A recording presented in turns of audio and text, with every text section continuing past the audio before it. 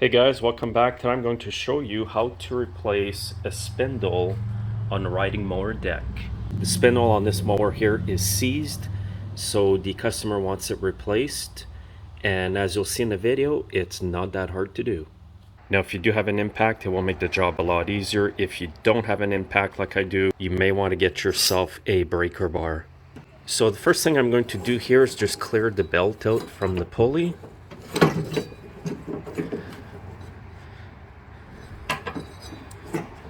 Now, if you don't have an impact like I do, to remove the nut here, you will have to hold the blade on the other side so it doesn't just spin freely. Fortunately, with the impact, all I have to do is put my foot on the pulley, even though that the spindle is seized, and nothing will turn.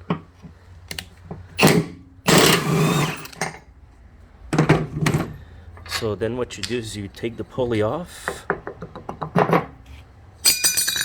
Now you will find 4 bolts at the bottom. Usually they're 10 millimeters or 13 millimeters. These ones are 10 millimeters. And again, I'm using an impact to remove those bolts. If you don't have the impact, you might want to use a breaker bar. Now, most of the time when I remove the bolts from the spindles, they do break inside. Don't worry about it. They're just fused in there, and there's no point in heating up the spindles just to save a few bolts. So there we go, 1 bolt's broken.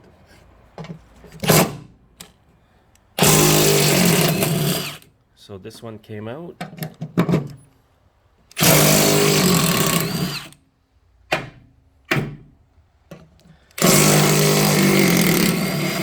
So we got 3 bolts that came out of 4. That's not bad. I can actually reuse these. Now I'm just going to lift the deck and grab the spindle. Now I'm just going to clean this out a bit here first. And this is the spindle I'm using. I'm using an aftermarket part from Oregon, part number 82-356. And here's the actual John Deere part number, GY20050. And you'll save a lot of money using aftermarket spindles, and they're just as good. Now just remember that the same procedure will apply to 99% of riding mowers out there.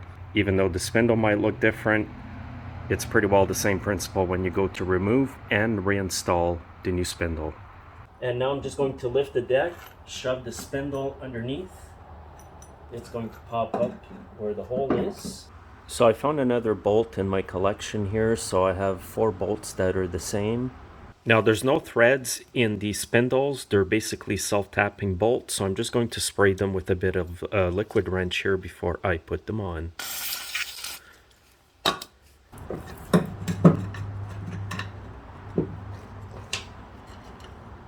So what I'm going to do here is start them off with the impact. If you don't have an impact, just use a ratchet or a breaker bar.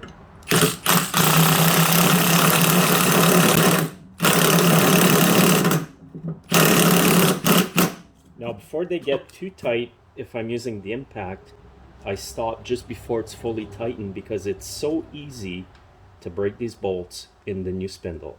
I've done it before.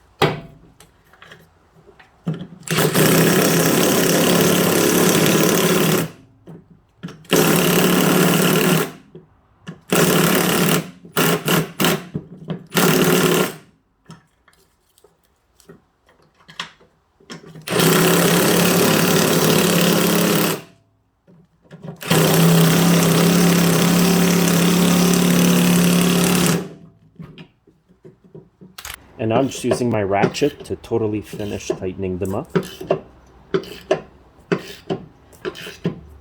And tighten them up in a diagonal pattern.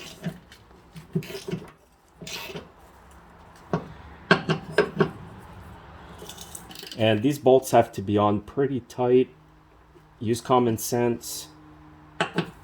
Don't over tighten them, guys, because they will break inside the spindle.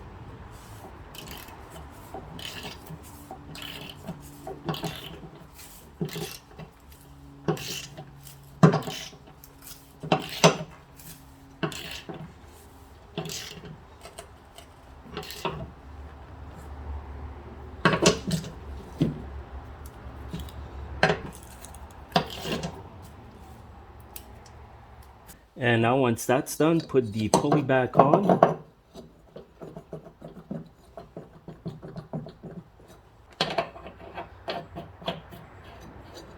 I'm going to start it off with the impact and finish it off with the breaker bar. Now grab the deck, hold it up, grab a good glove, hold the blade, and tighten up the nut.